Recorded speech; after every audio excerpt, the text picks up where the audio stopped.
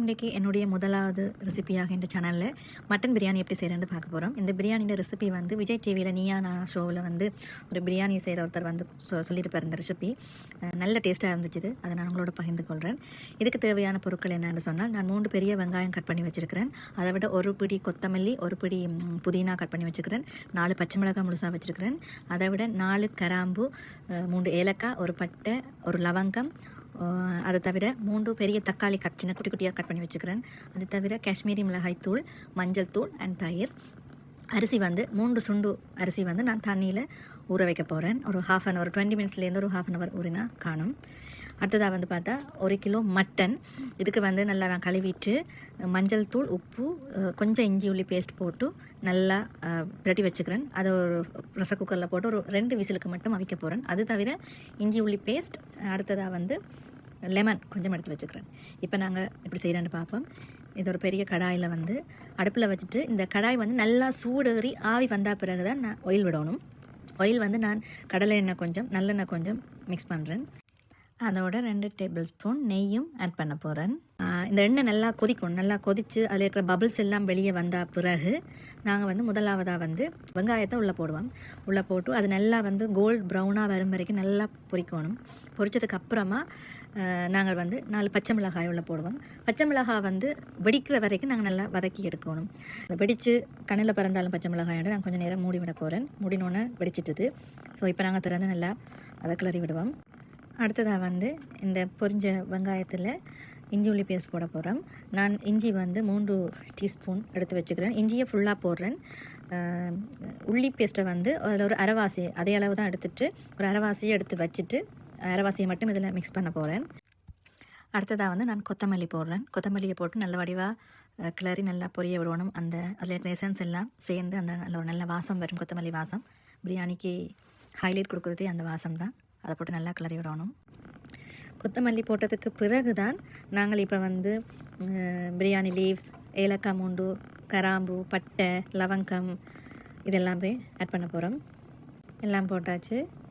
இதை நல்லா கிளறிட்டு அடுத்ததாக வந்து 4 டேபிள் ஸ்பூன் தயிர் வந்து நான் அதில் மிக்ஸ் பண்ணுறேன். இது நல்லா கொஞ்சம் கிளறினா பிறகு இப்போ தான் நாங்கள் வந்து தேவையான அந்த மசாலா பவுடர் அதில் போட போகிறோம். 2 டீஸ்பூன் மல்லித்தூள் போடுறேன். 1 டீஸ்பூன் மஞ்சள் தூள், காஷ்மீரி மிளகாய் தூள். இது வந்து கலருக்காண்டி இது வந்து நான் ஒரு 2 டேபிள் ஸ்பூன் போடுறேன். இது வந்து தனி மிளகாய் தூள் வந்து 3 டேபிள் ஸ்பூன் போடுறேன். இது வந்து காரத்துக்கு. எல்லாத்தையும் போட்டு நல்லா வடிவாக வதக்கிட்டு நல்ல வடிவாக மிக்ஸ் ஆனதுக்கு இப்போ இது நல்லா வதங்கி மிக்ஸ் ஆனதுக்கு அப்புறமா தான் நாங்கள் புதினா போட போகிறோம். புதினாவை போட்டு நல்ல வடிவாக கிளறி விட்டுட்டு அதுக்கு பிறகு தான் நாங்கள் வந்து தக்காளியை இதில் போட போகிறோம். தக்காளியை ஏன் கடைசியாக போடுறோன்னு சொன்னால், இந்த மசாலா இதில் போட்டு இன்க்ரீடியன்ஸ் எல்லாம் சேர்ந்து அந்த தக்காளியில் ஊறி அதோட நல்ல டேஸ்ட்டை கொடுக்குறதுக்காண்டி இனித்தான் இதில் தக்காளியை போட போகிறோம். தக்காளியை போட்டுட்டு நான் ஒரு 2 டீஸ்பூன் உப்பு சேர்க்குறேன். அதோட எடுத்து வச்சுருக்கிற உள்ளி பேஸ்ட்டையும் அதோட ஆட் பண்ணுறேன்.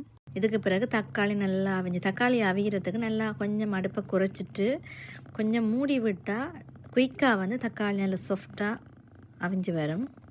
இப்போ இந்த கேப்பில் வந்து நாங்கள் ஊற வச்ச அரிசியை, அதை ஏற்கனவே நாங்கள் ஒரு 4-5 தண்ணியில் கழுவி தான் ஊற வச்சுருப்போம்.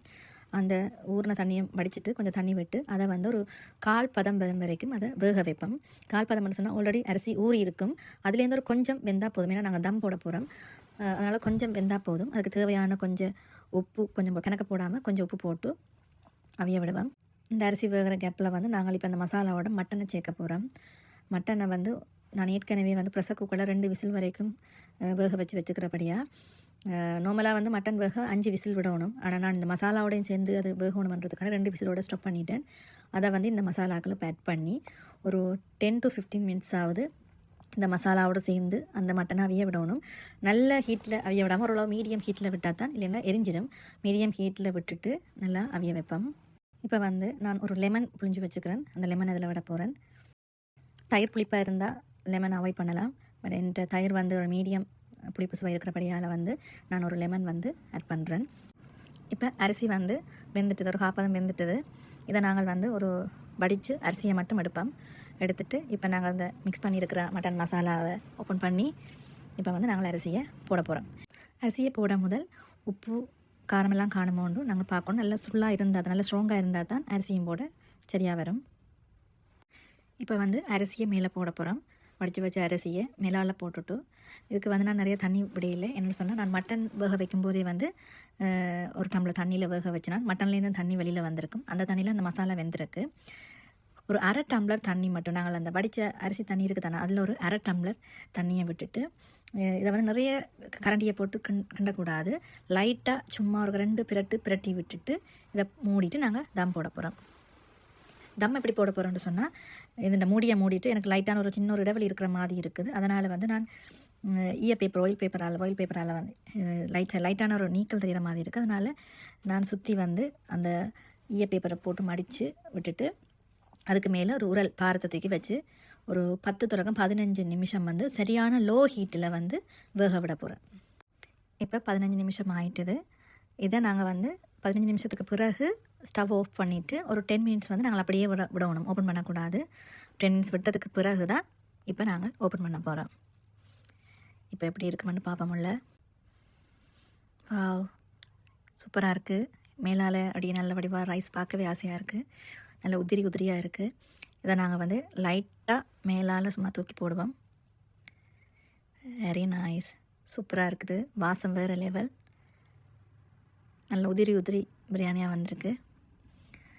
சில வேளை அடி பிடிக்கும், ஆனால் இது அடியெல்லாம் பிடிக்கல. நல்ல அளவான ஹீட்டில் நாங்கள் தம் போட்டபடியாக நல்லபடியாக வந்திருக்கு. வாசத்தை வச்சு கண்டுபிடிக்கலாம் இந்த டேஸ்ட் எப்படி இருக்குமெண்டு. நீங்களும் போய் ட்ரை பண்ணி பாருங்கள். சூப்பரான ஒரு மட்டன் பிரியாணி. தேங்க்யூ.